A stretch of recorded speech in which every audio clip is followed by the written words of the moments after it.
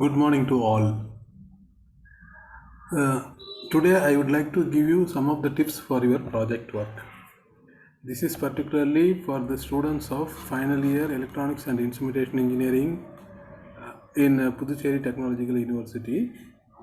After attending your recent mini project demonstration, I have observed some of the points. Those points I would like to share it with you all. So therefore I have prepared this small presentation and a small video. I'm sure this will be very useful for the students to do your project work in the next semester comfortably. So first of all, what do you think as a project work? So there are few objectives of the project work. Let me tell you one after another. The first one is you have studied so many subjects from your third semester to eighth semester. Find out some of the application of the concepts you have studied so far, and that is very simple and effective work. You have studied n number of subjects actually. So let us quickly see what are the subjects you have seen actually. So in the third semester, no, you can see that you have studied the basic circuit theory, electronic circuits, electronic design and fabrication, digital logic theory and design, linear integrated circuit, electrical and electronics instruments, transducer and measurement systems, data structures and operating system, your industrial instrumentation, microprocessor and application control system, entrepreneurship, instrumentation system design lab, that is virtual instrumentation, and VLSI lab, process control, embedded system design, robotics and automation, and we have PLCs and DCS, analytical instruments, industrial measurement and control laboratory, biomedical instrumentation maybe. So these many subjects you have studied. This is why I have repeated all those subjects. I am just recollecting for all of you to remember that you have studied these many number of subjects. Please remember that. This is a main point I wanted to say. Even after studying all these subjects, many of you are concentrating on this subject called as electronic design and fabrication. See, don't you think that we are all focused only in one subject? Even out of 30 batches in this class, around 26 plus batches have done the project work on the Arduino board based application. So it's not wrong. It's not nothing wrong in it actually. Everybody can do the same field, but it shows that you have not concentrated in other subjects also, isn't it? See, for example, there are subjects which are very very interesting. I'm surprised to see that nobody have done the project work on virtual instrumentation lab. Nobody done the project work on embedded systems. Nobody have done it on process controls. Nobody have done it on robotic and automation. Huh? VLSI design, the control system applications. In embedded system, you are thinking that the Arduino board. No, Arduino board is not it's a part of a very minor part of the embedded system. We have many more things actually in embedded system. So, see, PLC you could have done something. PLC based application you could have done. DCS based softwares are there. Somebody could have done it on some project work on it. Analytical instruments, maybe some facilities may not be there in analytical instruments to do, but you could have done something. You could have tried something to identify some of the issues, some of the challenges in analytical instrumentation. You could have tried to construct a small analytical instrumentation kind of thing. Dr. Hemakumar was very fortunate enough for you to give you some of the small analytical instrumentation devices. You have all made it actually. It seems that I think he used to give some assignment, and many students have done some small analytical instruments on their own, and they have demonstrated in the past in our department. So similarly, you could have tried something. And biomedical, one or two students have done some biomedical kind of thing, that too based on Arduino. That is very.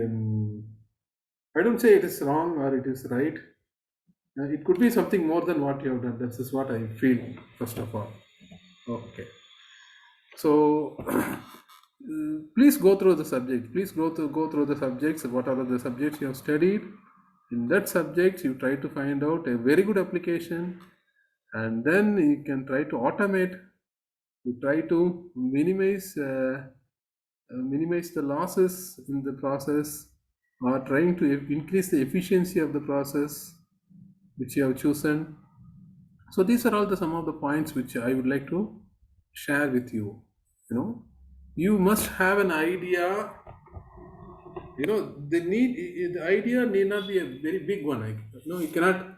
I don't expect that you have to invent something. Invention need not be a project work actually. So while doing something on a project work, somebody can invent something. Now somebody can put your own idea, some innovative idea to do the same process in your own way. In that way, some innovation may come, some uh, invention may come.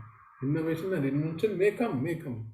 It is not that compulsorily you have to find something on your own. No, you just try to do it on your own. You just remember that project work is a study.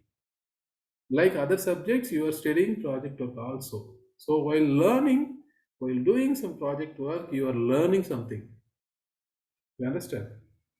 So this learning should be there in your project work. It is not that simply finding some component from the market and then assembling it and saying that you have done the project work. No, that need not be a project work. I have seen that most of your students have purchased the sensors and which are interfaced in Arduino board, which you have done it in a third semester itself. Then why it is called as a project work? Maybe in a mini project work it can be accepted. Huh? See, the reason for introducing that electronics devices and fabrication is no, we saw that the students were simply doing the project work in Arduino board, and there's some small application they are able to do it, and then they are able to say that they have done a project work. So, in order to avoid that, in order to see that these are all the things we have done it in a third semester itself, so we have to do something more than that. That is why the subject is introduced in the third semester itself. But when you are doing your project works, it's something similar to your laboratory experiment, then that may not be highly appreciated. Fine. After finding out your own application in the different any one of the topic, you just try to approach the faculty members, because you may have some ideas to do something on the particular topic, but the same thing might have done by somebody else. Maybe your senior students might have done it. You just go and ask them. Then the faculty members would say, okay, this your senior students have done like this. You can do improve the project work in this way, and you'll get some more idea. You can improve your project work. Am I right? So first thing is you just discuss, have a proper discussion and regular discussion with your guide. Every project is assigned with a guide, so you can meet them regularly and request them. This is what we are going to do. Can we do it in this way? And what could be done? Something more than this. You just ask a number of questions. They will definitely mold you to do your project in a proper way. That's the first point. And then once you have got some ideas, you can go and do the research on it actually. So how do you find out this? What kind of research you have to make? You have to find out what are the other researchers have done. Like research scholars are there. A lot of professors are there are all around the world. So many people have done lot of things. You just find out. You can search the others researchers' work in a googlescholar.com. You just go to Google Scholar or scholar.google.com and type your topic of research. There you can find who are all done the research in the same field. And then after finding out, a detailed research, detailed search actually, this detailed search of how others have done in the same topic which you have chosen. Okay, once you know that, you can find out, your idea might have already implemented. Okay, this is what you have to do it in a literature survey. In a literature survey, you have to find out what others have done it. Once you know that, the same topic, same thing I've done by somebody else, when you're doing the same thing on your own, that is also one of the good project work. It is not that you are not supposed to you are not supposed to duplicate the work. Actually, duplicating in the sense that the same simulation, the same thing, no, the same hardware component, the same thing. When you are trying to duplicate, that is, you can do it in two ways. That one way of doing is you can do entire thing on your own. When you are doing so, you will get lot of learning, so that can be accepted. But otherwise, some students are simply buying the components actually, or buying the component or buying the project work itself. So what is the use of it? They are simply purchasing the component and connecting, making the connections and trying to get the result, and once they have got the result output, and they are very happy. No, that is not accepted.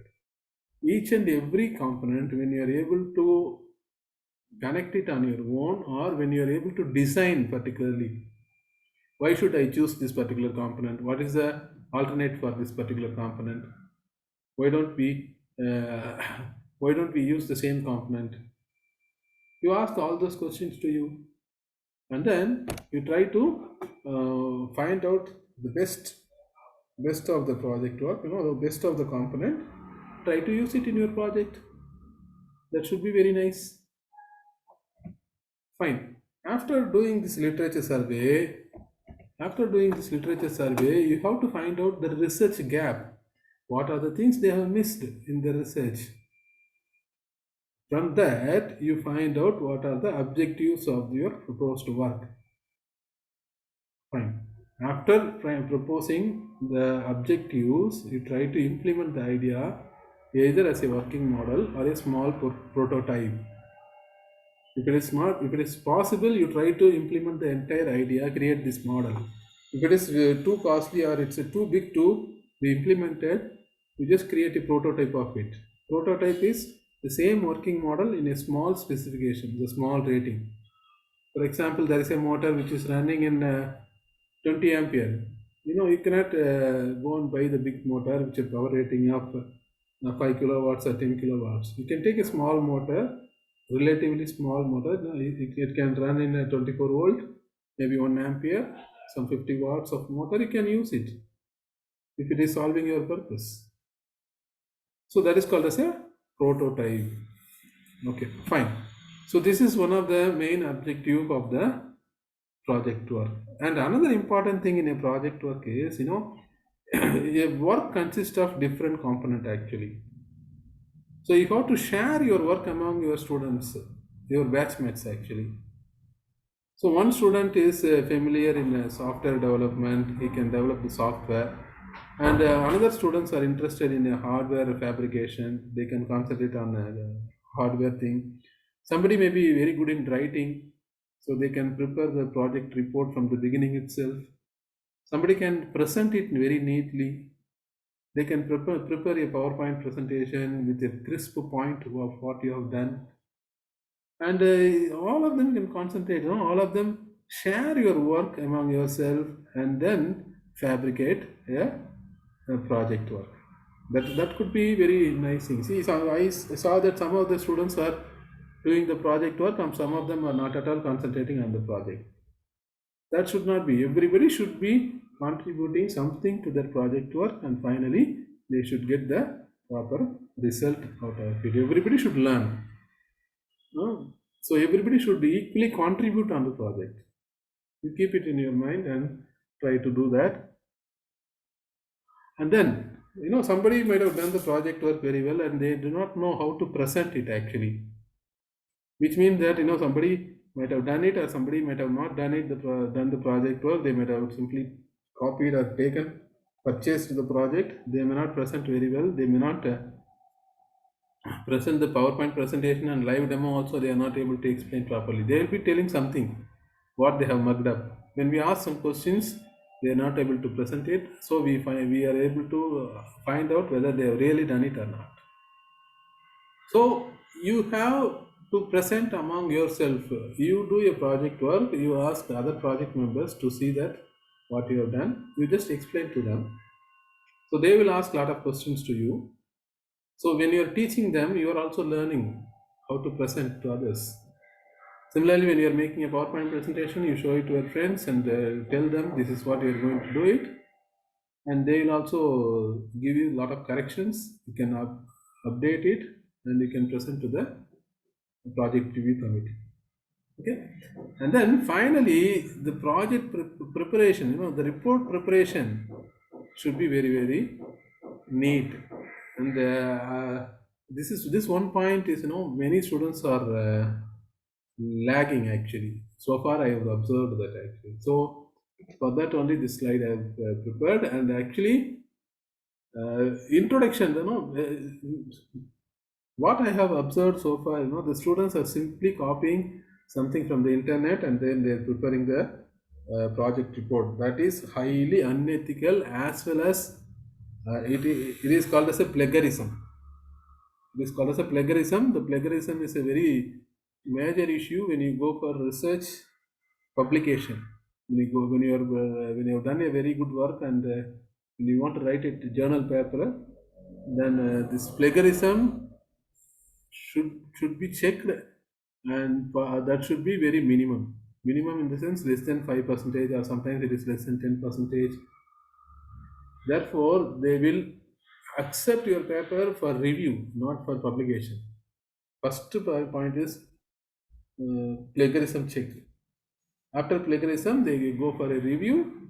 After the review the paper will be published. So it is not so proper that simply you're copying somebody's content and putting in your project report. Your project report should have a proper content which you have done by yourself. It is done by your own self. Either it's a block diagram, or it's a schematic diagram, or it is the explanation of the project. I saw that students have written something about Arduino board for 5 pages, and something about the component temperature sensors used. That too, they have used the photographs or the images which are directly taken from Google. That is not at all allowed. So the component used should be very precisely explained. You need not copy the diagrams from the internet and put it in your project work. That is not at all accepted. That's a very first point. And after finding out what are the things you have done in a research work, literature survey, you have to write it very clearly. Which journal you have referred, the author's name, the title of the paper, or what are the topic they have, what are the concept they have done in that particular topic, what they have concluded, and which year it is published. There is a standard format for literature review, literature survey. You have to follow that. The literature survey should be for the recent years. You don't find the paper, no, don't take it a paper which is published 10 years back. The past 2 years, what are the people, what are the research work I've done in this area, and then you choose those papers and then review them. That should be the proper literature survey. And then you have to find what are the things are missed.